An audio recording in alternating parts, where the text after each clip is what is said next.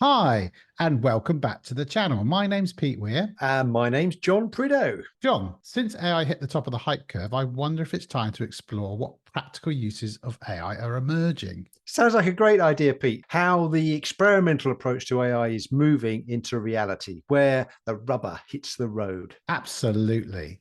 Let's explore it on this episode of AI.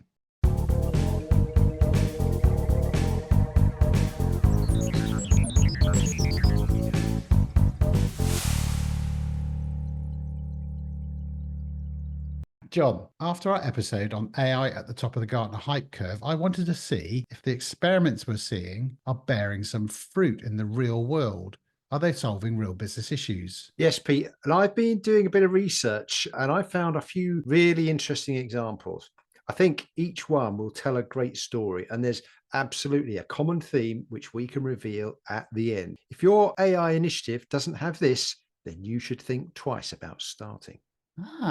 Okay. So what have you found, John? Well, the Olympics has just been on. In fact, the Paralympics is going as we speak. And the Olympic Committee have been very keen on using AI. And one of the things that caught my eye was the 3D images, the replays that you're getting at the end of some of the events. I think you've got one there we can have a look at. Yes, I've been digging around and I found this little video example of what was actually used. Now, some people might remember seeing some of this in some of the events. Here we go. So this is BMX.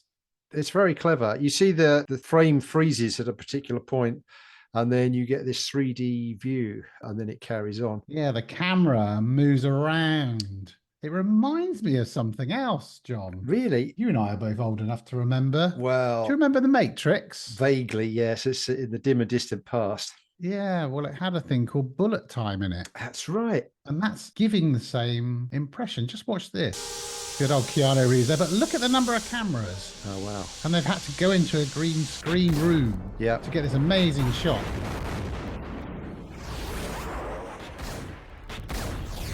And they go all the way around.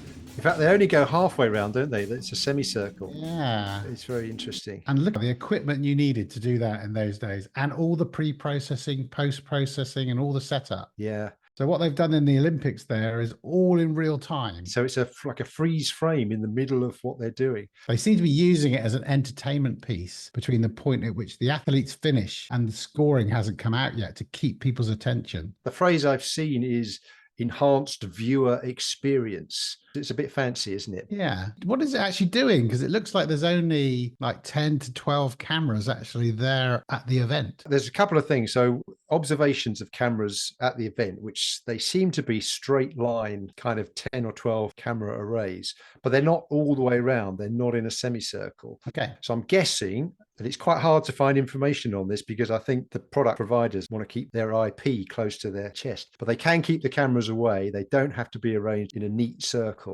And then AI is basically filling in the gaps. So it's taking the information from each frame. Do you remember when we were looking at animation, we had a start picture and a finish picture, and AI would fill in the bit in between? Yeah. So it's a similar thing, but you're just filling in between very small changes. I remember that, but I remember you had quite a few issues with one of those shots. Yeah, well, I think we were going from one extreme to another, whereas here you'll have two images that are similar, same subject, but they'll be from a slightly different angle. Yeah. AI can fill in the bit in between. But I guess there needs to be some human intervention between the time it was captured and the time it's played live to the audience of millions, where the skateboarder doesn't come up with 3 pairs of hands. Yeah, I think someone will have to pick the point at which they want to freeze the frame. So that needs to be a judgment call on where's the bit of action that we really want to see. Right. Then they'll have to check it quickly, make sure it's actually worked, because we know what AI is like. It doesn't always give you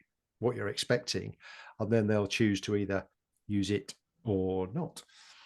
So very interesting, clever bit of technology. Yeah, great piece of entertainment value, isn't it? But I guess they're not using it yet to actually score or assess the athletes. No, I think that's another kind of technology that they're using. I saw a clip of some diving where the AI, that doesn't sound really particularly AI. It just looks like very good analytics, which it can tell the maximum height the person is in the air, the distance they are away from the diving board, things like that. Right. One day we'll see it taking out that subjectiveness of the judging panel. Yeah. all good stuff. VAR for the Olympics. I think you spotted another solution that was being used at the Olympics as well. I did, yeah. The Olympics have been promoting quite a lot of athlete safeguarding, which I think is a great thing. Mm-hmm. We all know the issues with social media and social media abuse. And I think athletes, because they're now using social media quite a bit to drum up a huge fan base, Yeah. but they're getting lots of abuse online, and that's not fair. And I think the International Olympic Committee have tried to solve some of that. I mean, it's a very, very difficult thing to solve. And really, we're all relying on the social media companies to self-regulate, but that's not going well. No, they don't really seem to be that keen on regulating themselves, do they? No, They say they are. they say they are, but I'm very suspicious about, are they really putting the effort in they could put in? Yeah. So the IOC did start to use AI to see if they could identify abusive posts that have been sent to athletes on their social media. Right. And they did do a pilot, which is interesting because that's a bit like our experimental approach at an early event, which was successful. Only a small number of athletes, I think it's 120 athletes, but it's interesting there were 199 abusive messages for just 122 athletes. Wow. So that's quite shocking, really, when you think about it. Yeah. And of course, they had a process. I've managed to get hold of that process. It's quite simple in a way. They just identified the athletes' social profiles. So you know who the athletes are. You know they've got a Twitter account, a Facebook account, or an Instagram account. Once you've registered those, you start listening to the posts. Yeah. Then they have what they call a sentiment AI model. So that's really looking at what the sentiment is of that post someone's put in. Mm-hmm. This is really the AI element. It's saying, is this an abusive post or is it not? Then it would flag those posts as potentially unfriendly. Right. They would then pass that on to an expert review panel. Right. And they would be looking specifically at things that are detrimental to athletes. They'd have to be pretty reactive, I suppose, wouldn't they? That panel to pick up those alerts and make a judgment in a fairly short time frame, I would think. Yeah, and they're using an agreed definition of a discriminatory abuse that they can flag. But actually, unfortunately, this isn't real time. Right. Because you can't pull posts from social media. You have to go and talk to the owner of that platform and say, can you please remove that post? Yeah. So all they could do was report that account producing those abusive posts to that platform, Facebook or Twitter, and then get them to take those posts down. Right. So actually, we want to see much more reactive response from those platforms to really stop this type of abuse. Yeah, given the detection seems to work quite well. Yes. It doesn't seem like a hard thing for these platforms to actually do. It doesn't feel like it, but I think they get caught up in the need for free speech. Yes, I understand the need for free speech, but there's also a need to protect people. If that free speech is abusive to somebody, they should be stamping it out. Yeah, absolutely. I don't know why they're so sensitive about it, because if you spot something that's potentially abusive, you can warn the abuser to say, we've seen you. That could be enough to stop it. That's true. We flagged your post and just warn them that we're going to be looking at you. So be careful. Yeah, it's interesting because it takes a body like the IOC with a group of participants, the athletes, to actually come up with something like this. So really, who is responsible for doing these sorts of things? A school could do this, for example, to protect their pupils. There are social groups that I think could benefit from something like this and applying this type of logic. It feels like more collaboration with the platform providers and bodies like this. It's sort of holding them to task, isn't it? It's saying, you're not dealing with this. Here are some examples of what you should be dealing with. Why aren't you reacting quicker? A very interesting use of AI. And something of great benefit that would be really difficult to do at volume. And we're talking 10,500 Olympic athletes, 4,500 Paralympic athletes, a huge number to monitor. You wouldn't be able to do that manually.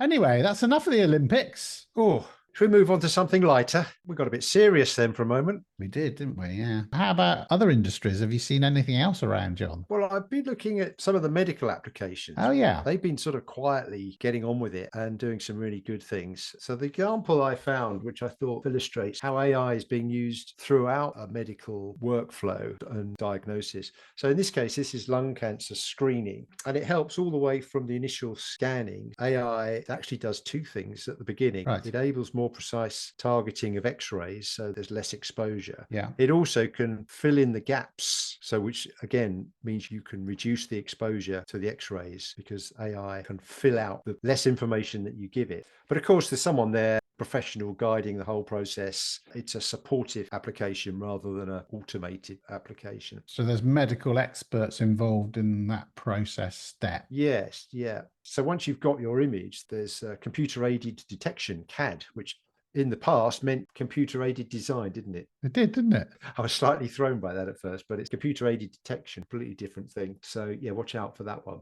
So again, this is helping point things out to a health professional who's experienced in monitoring these images, but it's able to highlight things like a prompt, maybe you should take a look at this. Perhaps a bit like somebody doing a triaging of patients or any kind of information, really. Yeah. Oh, this looks like it might be an issue. Pass it on to the expert to have a real good look. It feels like something where it's detail, it's complex, and you need good attention. Yes. And actually humans, we do divert a little bit. So actually an AI tool would work. Well, you get tired. I was listening to an article and someone was talking about looking at these scans, and he was saying he kind of gets into a zone where he's almost seeing in 3D what's in front of him. Their brain kind of tunes in to the image, but it's quite tiring and intense. And he can't do it for long periods of time. So AI is able to keep that intensity going ad infinitum, makes it a lot easier. Yeah. As well as making it easier for that individual, it's detecting things that may have been missed. So it's good for the patient as well. And then finally, in this process, if a lesion or a polyp is detected, AI can scan it more deeply and infer what kind of characteristic it has, whether it's malignant or benign. It can tell from the shape and different characteristics, and it will predict what's on the inside. So it's clever stuff. That's great. So actually you can scan more people, but use the same amount of experts. Yeah. The issue at the moment is we know in healthcare, everybody's very stretched, especially those skilled medical experts. And so this could actually help relieve that pressure on the NHS and other medical organizations. Exactly. Help them focus on where the real need is. That's great. There definitely is a common theme coming through here, John. I can see AI's working now, but still the most critical part seems to be human, because each of these examples needed human intervention to really work properly. Indeed. As I say often, it's like AI is your intern. Yes. A good intern as well. Yeah. As most of them are. Absolutely. Someone who can do a lot of that pre-work or suggest things, draw your attention to things, and then you could use your experience to take the next stage. Yeah. But also, of course, in that process, you can feed back to that person in the way you can also feed back to AI and say, yeah, you got this one right. Sorry, you got this one wrong. And so it can learn as well. Similar relationship. So it's doing the grunt work, but it doesn't have the deep knowledge and experience you have to always know what's right and wrong. Sounds like a Copilot as well. So what a clever move from Microsoft calling their toolset Copilot. I think that's a great idea. It is a good spot, that one. Yeah. So good to see AI coming to the fore. You can feel that hype curve. There's lots of toys we're playing with, lots of fun stuff, which is quite often the build up. Yeah. These examples are really great ones to show exactly what you can use the technology for and perhaps not know it's there, which is great. Now, whether the use cases are growing at a pace required to pay back all those investments, who knows? We'll wait and see, but they are definitely growing. Okay, John. Well, that's very interesting. I think we need to do some more sniffing around, see what else is around, do some more experimentation. So I'll see you next time. Yeah, and happy exploring in the AI world.